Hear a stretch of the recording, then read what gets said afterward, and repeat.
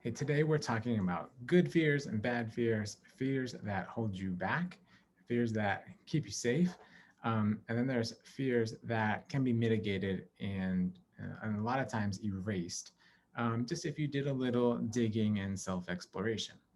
Hi, I'm Scott Radigan at Functional Lawyer, and in addition to being an attorney, I've started a functional medicine practice with my wife.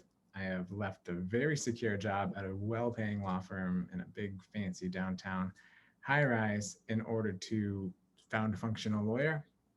And I'm aware of the fear that entrepreneurs encounter every day. It's a really scary world out there. However, there's good fear and there's bad fear. So you can look up fear quotes all day on the internet, but I really want to make this relevant to you as functional medicine providers. So, recently in 2021, I spoke with a provider who had been leasing an office for 2 years. And because she was so afraid of putting herself out there or legal risks or a number of fears, maybe it was leaving a secure job, she had only seen maybe 5 to 10 patients in 2 years and paying overhead for her functional medicine practice. That's what I would characterize as a bad fear.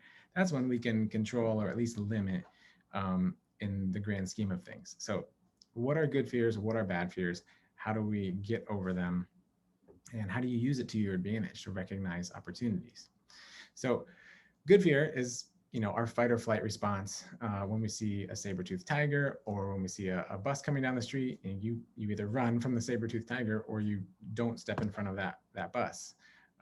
That's a good thing. It keeps us safe and it keeps us alert, especially in times where we're tired or undernourished, um, or other times when our adrenal response kicks in. But most of you medical providers ought to know that that same adrenal response that comes in for fight or flight is the same physiological reaction that happens when you're excited, when you're anxious in a good way. So whenever I get afraid of, public speaking or venturing out and putting myself out there on social media, I often remember how nervous excitement energy that I got before big basketball games or before I won that trophy behind me. I was nervous, super nervous to speak in front of the Fifth Circuit's court in New Orleans. That was the most nervous I've ever been, probably in my whole life. However, that's a good thing because once we got rolling, once the ball went up in the air and we started a couple of possessions in basketball, everything settled down and we were excited to play. Like, I devoted a lot of my life to playing basketball. And once I got started with my talking points in front of the Fifth Circuit judges, I settled down and I got comfortable. But that excitement that's on the other side of that fear, is kind of where life happens, right? So we're afraid, and either you do two things, one of two things. You either shrink down and don't do anything and kind of just stay afraid, or you can go and challenge that fear and maybe not conquer it, but take it and frame it in a way where this is exciting stuff. Now, I'm not saying just ignore all your fears and just go do whatever you want, out there, either in your personal life or in your professional practice.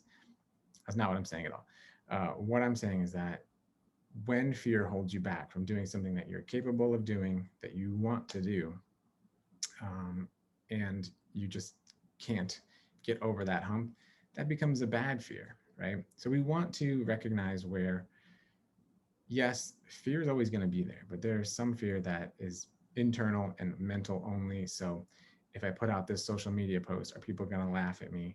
Are people going to say, what is she doing opening up a practice? She's throwing away her whole medical training. And some people have told me that their family members have said that to them.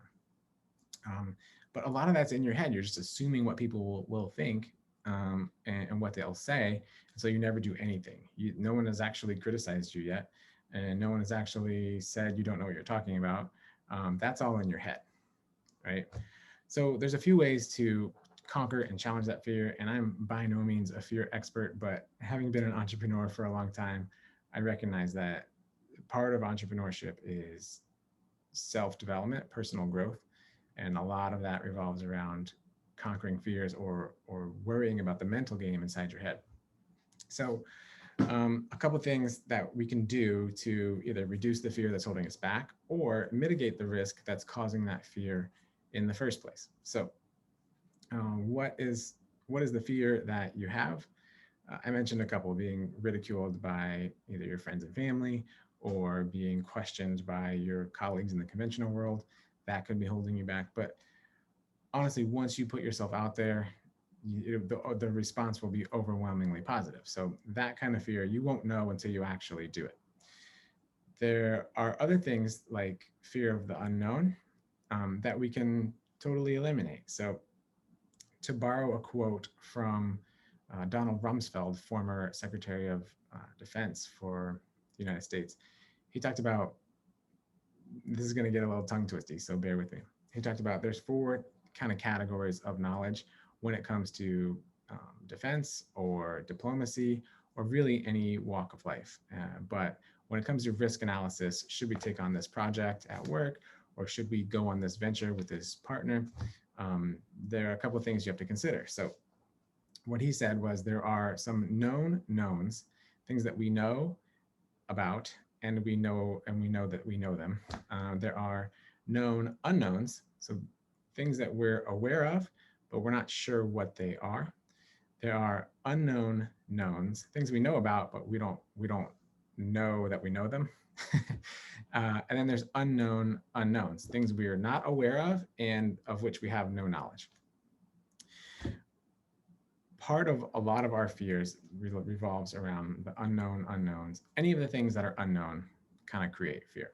But if we can reduce the risk, let's do that. One of the most common things that providers talk to me about is, I don't know what I don't know. Now, if that sounds familiar to you, that's just a rephrasing of unknown unknowns. And so having all these unknown unknowns creates anxiety, it creates some fear to kind of drive this point home. And that can go away if you either do some research on your own, talk to colleagues, talk to professionals in that subject matter. And if you then know, then unknown unknowns become known knowns. Getting back to our earlier example of, let's call her Susan. She had been sitting there for 2 years and never once really expanded her practice. She's afraid to market. She's afraid to see people that were not friends and family. And for what? I mean, all she needed to do was get a good risk assessment, implement some things to reduce the risk in her practice and her business. And then she can move forward with confidence and security, knowing that she's doing everything she can to reduce the risk as much as possible, knowing that there's no way to reduce all the risk in any industry. If you started a lemonade stand today, there's a risk that a hurricane can blow it away if you live in Florida like I do, or a tornado could blow it away if you live in the Midwest. So every business, every act that we take has fear and risk in it. Our jobs as entrepreneurs, as providers, is to take safe steps and reduce risk as much as possible. And we don't want to cause any panic attacks or anxiety attacks, but move forward and try to recognize or recharacterize that adrenaline that we most often associate with fear, and recharacterize that as, boy, this is really an opportunity here. This is something I really should pay attention to, and maybe I should really look into this more and explore it and expand my knowledge around it, and then just move forward. Now, one word of caution when you're trying to overcome fear by gaining knowledge. This community of medical professionals, doctors, nurse practitioners, and everybody else down the line may have a tendency to, people that are smart, that are just book-based, over-research, over-analyze everything, may have a tendency to stick with the safety of acquiring knowledge, consuming information, consuming, and never turning and producing. So producing marketing materials for your practice, or producing whatever it takes, a business plan, forming an LLC or a professional entity. So I want to caution you. So do some research, reduce the unknown unknowns as much as possible, but don't stop with consuming information. Talk to professionals. You could talk to me at Functional Lawyer if part of your fear is legal. If part of your fear is mental, I'm happy to chat about that too. I've got experience with that entrepreneur's journey that we're all going on. But don't fall into the trap of just consuming. Oh, I've got to get certified, and then I've got to do this fellowship, and then I've got all these things behind my name, but you've never opened a practice, you've never seen a patient otherwise. So just a word of caution there. So to recap, there are good fears. There are that keep us safe. You know, you're not jumping out of a plane without a parachute, hopefully. I would never do it with a parachute now that I'm a father, but the people that do jump out of planes, you know, they use parachutes and they're safe. They've reduced their risk as much as possible for the act they're about to do. And they're able to do the thing that they love or that they're training to do in the military or otherwise.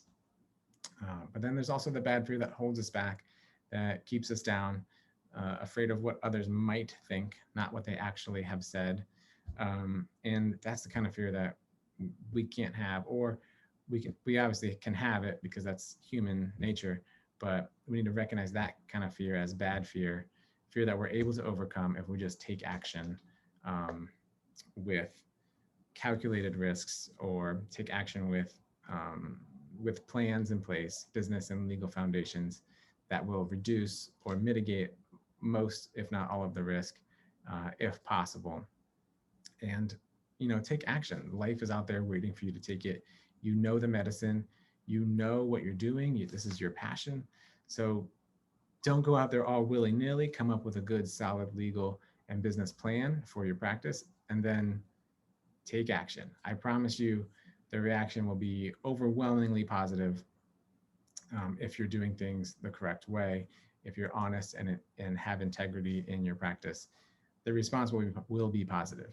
Will there be some people that that talk down to you or give negative comments? Yes, but that's because they're too afraid of themselves. Don't even worry about them. Don't worry about the person who is the critic. It's the man in the arena. That's you. That's a Teddy Roosevelt quote. And the last thing is his family member, I forget what, his nephew, FDR, talked about the only thing we have to fear is fear itself.